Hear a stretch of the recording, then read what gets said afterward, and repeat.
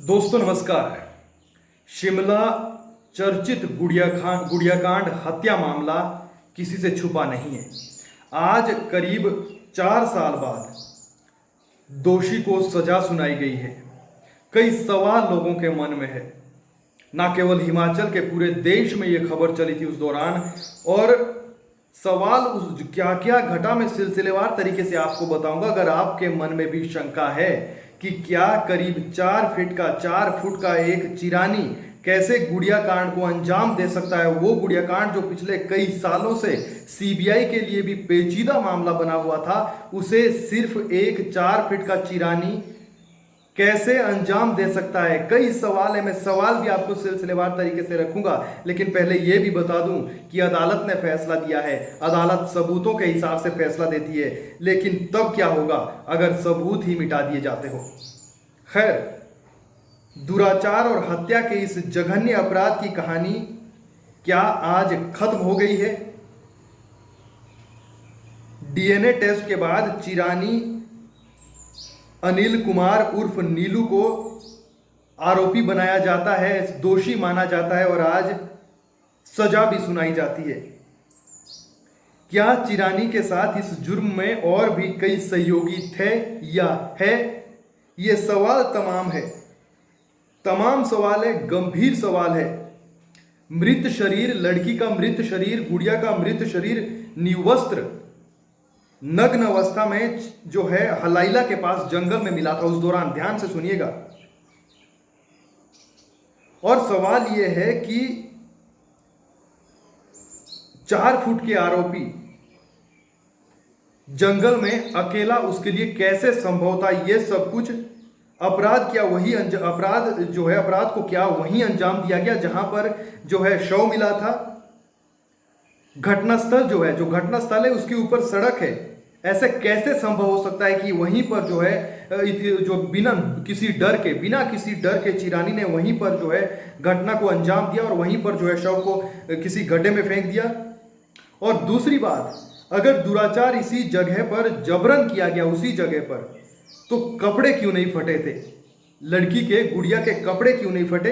ये किनारे में कैसे रखे गए? किनारे में कपड़े पड़े हुए थे, सामने रखे हुए थे, जैसे मानो किसी ने खोल कर रखे हो। अब जब फैसला आया है, दोषी माना गया, तो कई लोग सवाल कर रहे हैं। विक्रमादित्य, कांग्रेस के नेता विधायक, उन्होंने पोस्ट की है, लिखा है कि असली आरोपी कहां है। और आप लोगों के मन में भी जरूर होगा कि असली आरोपी कहां है। इसके बाद क्या होता है आप सुनिएगा कि कोटखाई पुलिस थाने में गुनाह कबूल करवाने के चक्कर में उस दौरान आरोपी बनाए गए निर्दोष माने जा रहे थे सूरज की हत्या हो जाती है। लॉकअप में, हिरासत में हत्या हो जाती है। और जब हत्या हो जाती है तो पुलिस कहती है कि उसके साथी राजू ने ही उसको मार दिया। ये कहानी गढ़ी जाती है उस दौरान कि राजू ने उसको मार दिया, उसी का साथी है, कि राजू ने उसे मार दिया है। कई उस दौरान लोग गुस्साए होते हैं, थाना जला देते हैं, कई चीजें होती है उस दौरान, कई चीजें घटती है। मैं आपको कई चीजें बताऊंगा कि आखिर जो है सीबीआई की थ्योरी में और जो पुलिस ने जो कुछ कहा, एक साधारण चिरानी, क्या एक चिरानी साधारण, यहाँ मैं तस्वीरें दिखाऊंगा, एक साधारण चिरानी सीबीआई और पुलिस को 10 महीने तक या इतने सालों तक कैसे बेवकूफ बनाता रहा। एक चिरानी, 4 फीट का एक इंसान, आरोपी, दोषी, कैसे इस मामले को हाई प्रोफाइल बना देता है। अगर चिरानी ही था, उस दौरान ही हो गया था, तो कैसे जो है हाई प्रोफाइल मामला ये बन जाता है। पुलिस की कार्यप्रणाली, इस पर हिमाचल पुलिस की कार्यप्रणाली शुरू से ही शंका के घेरे में रही है। तो क्या हिमाचल प्रदेश में कांस्टेबल से लेकर आईजी तक 9 पुलिस वाले अपनी कुर्सी बचाए रखने के मोह में, दबाव में आकर ऐसे ही नप गए? गुड़िया कांड के बाद जनाक्रोश हुआ, कई मनगढ़ंत कहानियां आई हिमाचल पुलिस की तरफ से। मनगढ़ंत ही कहेंगे जब जो है उस तक सोमेश गोयल प्रेस कॉन्फ्रेंस करते हैं, कहते हैं कि हाँ, 9 से 42 साल के उम्र तक के लोग इसमें शामिल हैं। और गुड़िया के पिता का मैं आपको बयान बताऊं, पिछले साल का बयान है, तो माफ कीजिएगा 2018 का ये बयान है। वो कहते हैं कि मेरा मन बोलता है कि वारदात को कहीं कमरे में अंजाम दिया गया है, वारदात जंगल में नहीं हुई, वहां सिर्फ उसे फेंका गया है। ये गुड़िया के पिता उस दौरान कह रहे हैं। और मैं भी आपको जब हम कह रहे हैं कि वहां पर जहां फेंकी गई वहां सड़क के ऊपर और निर्वस्त्र कपड़े, मानो फटे नहीं, मानो कि अगर जबरदस्ती हुई कि कहीं खोल कर रखे गए हो, या फिर अकेला आदमी कैसे जब जो है उसने इस घटना को अंजाम दिया तो कैसे अकेले 4 फीट के चिरानी से हुआ, लड़की 16 साल की थी, उसने भी कोशिश की होगी, तो किस तरीके से ये अंजाम दिया गया। हड्डियां तक उसकी टूटी हुई मिली, जब ये शव मिला उसके बाद पैरों की, बाजुओं की हड्डियां तक तोड़ी गई थी। ऐसे में सवाल यही है कि क्या अकेला चिरानी इस काम को जो है अकेले चिरानी ने इसे किया है, ये किसी के गले नहीं उतर रहा है। कांस्टेबल से लेकर आईजी तक सलाखों के पीछे चले जाते हैं, हाई प्रोफाइल मामला बनाया जाता है, बन जाता है। क्या अकेला चिरानी इसे हाई प्रोफाइल मामला बना रहा है या बनाया है? खैर, सिलसिलेवार तरीके से मैं आपको मामले बताता हूं कि आखिर हुआ क्या, ध्यान से आप सुनिएगा।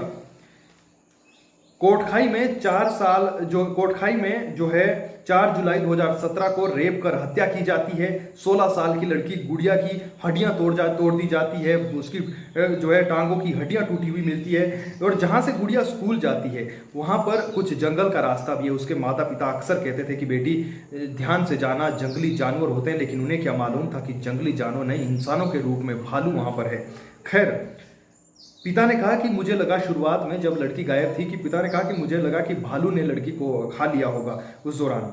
लेकिन फिर क्या होता है, उसका शव मिलता है। उस दौरान तत्कालीन सीएम वीरभद्र सिंह फेसबुक पर 15 दिन के बाद 4 फोटो चस्पा करते हैं, लिखते हैं कि आरोपियों को पकड़ लिया गया है। उसके बाद क्या होता है, तुरंत डिलीट कर देते हैं उसके बाद उसे। अगले दिन सोमेश गोयल डीजीपी जो तत्कालीन होते हैं पीसी करते हैं, कहते हैं कि मैं उनका बयान आपको सुना रहा हूँ, हूबहू सुना रहा हूँ जो उन्होंने कहा।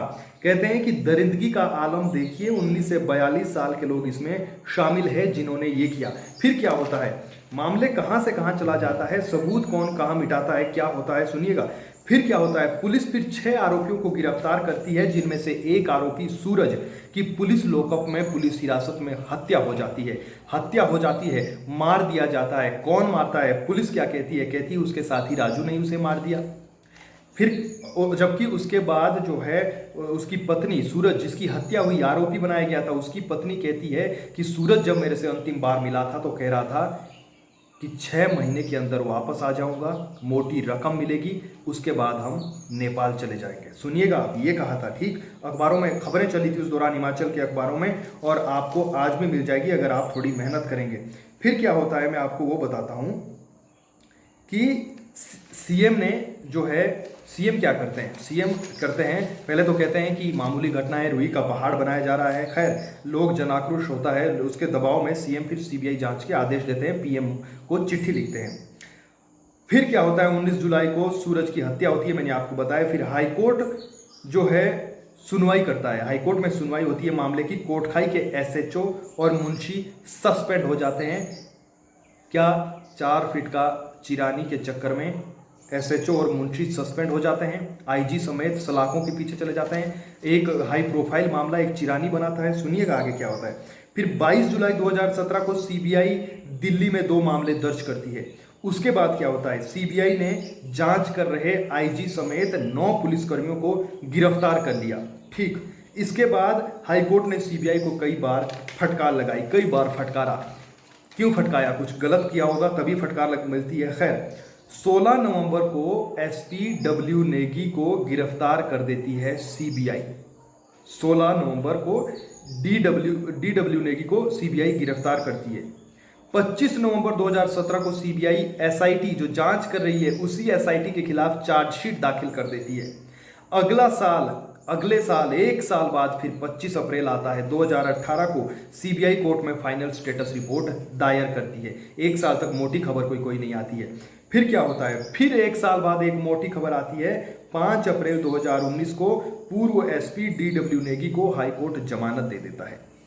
फिर क्या होता है, 28, उसके बाद तो 2 साल बाद मोटी खबर आती है, सीधी खबर आती है कि 28 अप्रैल 2021 को नीलू चिरानी को दोषी करार दे दिया जाता है। फिर आज उसे सजा दे दी जाती है। लेकिन सवाल वही है, कई मामले, कितने लोग, क्या एक साधारण चिरानी, उसके चक्कर में आईजी समेत पुलिसकर्मी नप जाते हैं, सस्पेंड हो जाते हैं, चार्जशीट दाखिल हो जाती है, हाईकोर्ट फटकार लगा देता है एक साधारण नीलू चिरानी के चक्कर में।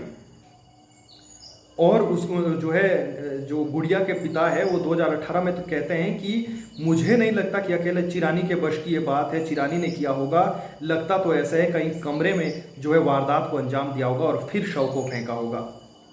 सवाल कहीं है, कई सवाल है, लेकिन अदालत ने फैसला सुनाया है। अदालत क्या करती है, सबूत के आधार पर अदालत जो है फैसले सुनाती है। अगर सबूत, लेकिन अगर सबूत ही पुख्ता ना हो, फिर अदालत क्या करती है, फिर भी अदालत फैसला सुना देती है। मामला बेहद पेचीदा है। आपके भी अगर जो है गले के नीचे नहीं उतर रहा है कि सिर्फ दोषी इस गुड़िया हत्याकांड में होगा, क्योंकि कहीं पर भी इस पर सवाल नहीं उठाए जा रहे हैं, क्योंकि जो है अकेला चिरानी, अब आपको तो लग रहा होगा, मुझे पूर्ण विश्वास है, कई लोगों के मैंने कमेंट देखे, हिमाचल की जनता जिसने हत्याकांड को, इसको देखा है, सुना है, उनके ये गले से नीचे खबर नहीं उतर रही है कि अकेला चिरानी ही इसमें दोषी है। फिलहाल के लिए इतना ही, बहुत शुक्रिया।